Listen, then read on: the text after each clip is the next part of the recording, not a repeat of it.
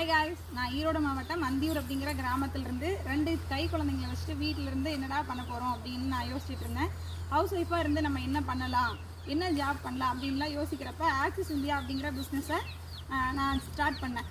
நானும் இங்கே மொபைல்லாம் வாங்கியிருக்கேன், வேறு அச்சீவ்மெண்ட்ஸ் எல்லாம் பண்ணியிருக்கேன். இருந்தாலும் எனக்கு காலேஜ் லைஃப்லேருந்தே எனக்கு ரொம்ப பெரிய ஆசை, எனக்குன்னு ஒரு பைக் வேணும் அப்படிங்கிறது.